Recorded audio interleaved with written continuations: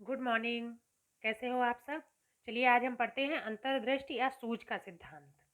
अंतर्दृष्टि या सूझ के सिद्धांत का प्रतिपादन गेस्टाल्टवादियों ने किया है, इसलिए इसे गेस्टाल्ट सिद्धांत भी कहते हैं। ठीक है, तो ये जो अंतर्दृष्टि या सूझ का सिद्धांत है इसको हम क्या गेस्टाल्ट सिद्धांत भी कहते हैं। क्यों कहते हैं? क्योंकि इसका जो प्रतिपादन है वो गेस्टाल्टवादियों ने किया था। गेस्टाल्टवादी कौन कौन थे? वो थे मैक्स बर्दीमर, कोहलर और कोफका। ठीक है, तो अभी हम इसको डिटेल में समझते हैं। गेस्टाल्ट, तो गेस्टाल्ट जो शब्द है वो जर्मन शब्द है, जर्मन भाषा का शब्द है। गेस्टाल्ट शब्द को कहाँ से लिया गया? जर्मन शब्द है। ठीक है, इसका अर्थ क्या हुआ? अर्थ हो गया समग्र या पूर्णाकार, किसी चीज का पूरा आकार, पूर्ण आकार या समग्र स्वरूप। ठीक है, इस चीज को, तो इसका अर्थ हो गया समग्र या पूर्णाकार, गेस्टाल्ट का शब्द। प्रवर्तक इसके कौन है? तो गेस्टाल्टवाद के प्रवर्तक जो माने जाते हैं वो मैक्स बर्दीमर माने जाते हैं। इसके जो प्रतिपादक है वो मैक्स बर्दीमर, कोहलर और कोफका माने जाते हैं। अच्छा, प्रयोगकर्ता, प्रयोगकर्ता जो अंतर्दृष्टि या सूझ का जो सिद्धांत दिया था और जो प्रयोग किया था कोहलर ने, तो प्रयोग किसने किया था? कोहलर ने। ठीक, और मुख्य जो प्रयोग किया था कोहलर ने, उसका मुख्य, उस पर जो मुख्य सहयोग करता थे वो कौन थे? कोफका। ठीक है, अच्छा अब इस सिद्धांत को अन्य नामों से भी जानते हैं, तो हम जान लेते हैं कि इस सिद्धांत को और किन किन नामों से जाना जाता है। किस सिद्धांत को? अंतर्दृष्टि या सूझ का सिद्धांत। तो अंतर्दृष्टि या सूझ के सिद्धांत को हम पूर्णाकार सिद्धांत भी कहते हैं। पूर्णाकार सिद्धांत इसको क्यों कहते हैं? क्योंकि गेस्टाल्ट जो शब्द है उसका अर्थ ही होता है पूर्णाकार। ठीक है, तो इसका जो हो गया अन्य नाम पूर्णाकार सिद्धांत। समग्रवाद, गेस्टाल्ट शब्द का अर्थ भी निकलता है समग्र, तो ये समग्रवाद हो गया। अगला हमारा सूझ का सिद्धांत। ठीक, इसको किस नाम से भी जानते हैं हम? सूझ का सिद्धांत। अगला हम जानते हैं अंतर्दृष्टि या सूझ का सिद्धांत से। ठीक है, ये हमारा अगला सूझबूझ का सिद्धांत, इसको हम कहते हैं सूझबूझ का सिद्धांत, भी इसी सिद्धांत को हम कहते हैं। अंतर्दृष्टि या इनसाइड थ्योरी, इस नाम से भी हम इसको जानते हैं। तो ये हम जो सिद्धांत पढ़ रहे हैं, कौन सा पढ़ रहे हैं? अंतर्दृष्टि का सिद्धांत या सूझ का सिद्धांत। इसका जो प्रतिपादन किया है वो गेस्टाल्टवादियों ने किया है और इसका जो प्रयोग किया है वो कोहलर ने किया है। ठीक है, अब हम इसको डिटेल में समझ लेते हैं। तो गेस्टाल्टवादी, गेस्टाल्टवादी जिन्होंने समग्र रूप माना है कि हम किसी चीज को देखते हैं तो पूरे तरीके से देखते हैं। ठीक है, तो गेस्टाल्टवादी मानते हैं कि करके सीखना व अनुभव से सीखना छोटे बच्चों द्वारा अपनाया गया अधिगम है।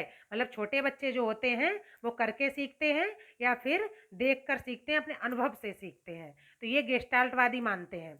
अगला क्या है? गेस्टाल्टवादियों में यह माना गया कि कुछ कार्य ऐसे होते हैं जिन्हें बालक पहली बार अपने आप सीख लेते हैं, हमें बताना नहीं पड़ता है, पर बच्चा कुछ कार्य ऐसे होते हैं जो अपने आप ही सीख लेता है, अपने परिवार से, अपने माँ बाप से, अपने पड़ोसियों से देखकर उस चीज को सीख लेता है, अनुभव से सीख लेता है। आगे गेस्टाल्टवादी विवेकशील और चिंतनशील बालकों के अधिगम पर बल देते हैं। तो गेस्टाल्टवादी जो है ना, किसके? विवेकशील और चिंतनशील बालकों के अधिगम पर बल देते हैं। अगला, गेस्टाल्टवाद के इस सिद्धांत में समस्या यह है कि प्रकृति के पूर्णाकार, मतलब संपूर्ण प्रकृति का जो संपूर्ण रूप है उसके अध्ययन पर बल दिया गया है। तो ये एक मतलब इसकी समस्या आ जाती है, क्योंकि किसी चीज की संपूर्ण आकार का अध्ययन करना थोड़ा कठिन हो जाता है, तो इसको ही हम समस्या के रूप में जानते हैं।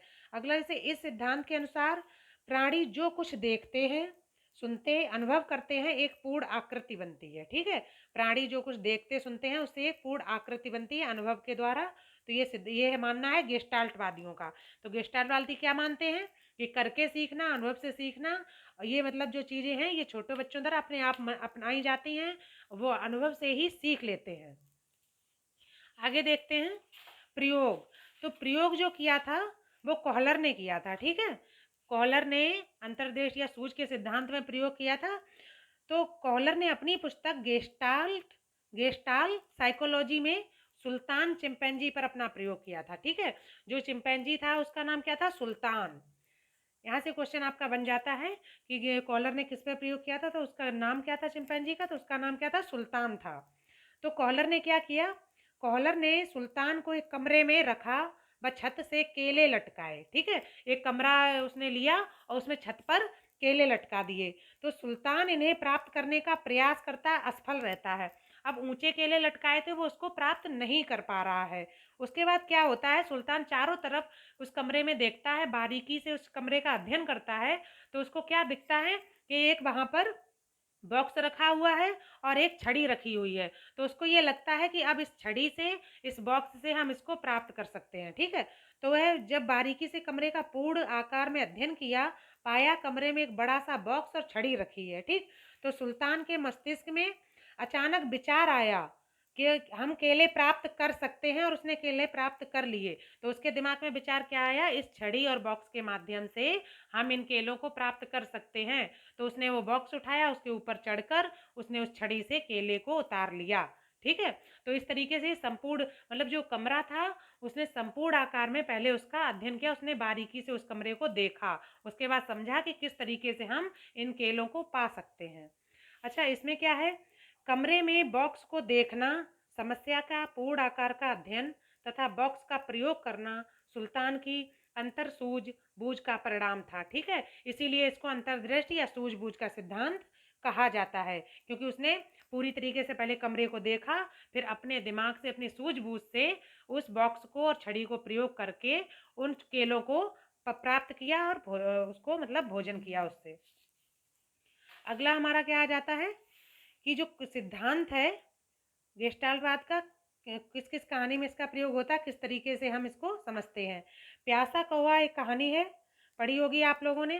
प्यासा कौवा होता है, मटके में पानी रखा होता है, मटका नीचे होता है, पानी नीचे होता है तो वो पानी पी नहीं पाता, उसमें कंकड़ डाल के पानी ऊपर करके पीता है। ठीक है, तो प्यासा कौवा कहानी और न्यूटन का गुरुत्वाकर्षण बल गेस्टाल्टवाद पर आधारित है। ठीक है, गेस्टाल्टवाद का मतलब क्या होता है, समग्र रूप, संपूर्णाकार या पूर्णाकार, पूरी मतलब किसी समस्या को पूरी तरीके से पहले देखना, उसके बाद उसका हल निकालना, ये होता है गेस्टाल्टवाद पर आधारित। ठीक है, अगला हमारा क्या था, गेस्टाल्टवाद को प्रसिद्ध दिलाने हेतु गेस्टाल्टवादियों ने गेस्टाल्ट स्कूल्स का निर्माण किया। ठीक है, गेस्टाल्टवाद को प्रसिद्ध दिलाने के लिए क्या किया इन्होंने, स्कूलों का निर्माण किया, जिसमें उन्होंने बच्चों को शिक्षा दी।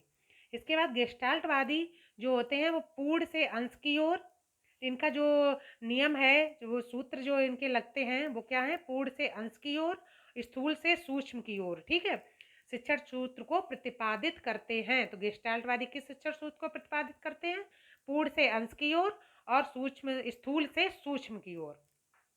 इसका हमारा जीवन में शैक्षिक महत्व क्या है, हर एक सिद्धांत का कुछ ना कुछ शैक्षिक महत्व निकलता है। तो अंतर्दृष्टि या सूझ के सिद्धांत का हमारे जीवन में क्या शैक्षिक महत्व है, बच्चों के लिए क्या उपयोग आ सकता है, इस बारे में हम थोड़ा देख लेते हैं डिटेल में। तो बालकों के चिंतन, मनन, स्वाध्याय, तार्किकता तथा कल्पना के गुणों का विकास किया जाता है। किस तरीके से, गेस्टाल्टवादियों ने ये माना है। पाठ्यक्रम का जो निर्माण है वो किस पर आधारित है, गेस्टाल्टवाद पर आधारित है। जो हमारे पढ़ने के लिए पाठ्यक्रम बनते हैं वो हमारे पाठ्यक्रम गेस्टाल्टवाद पर आधारित है। अगला हमारा क्या है, समस्या समाधान भेदी या अनुसंधान भेदी, खोज भेदी किस पर आधारित है, समस्या समाधान भेदी, अनुसंधान भेदी और खोज भेदी गेस्टाल्ट पर आधारित है। ठीक है, गेस्टाल्टवाद पर आधारित है। तो ये हमारा हो गया अंतर्दृष्टि या सूझ का सिद्धांत। इसका जो प्रयोग किया था चिंपैंजी पर किया था, उसका नाम क्या था, सुल्तान। ठीक है, और किसने प्रयोग किया था, कोहलर ने। तो आपको अगर हमारा वीडियो पसंद आता है तो please like and subscribe Aarohi classes. Thank you.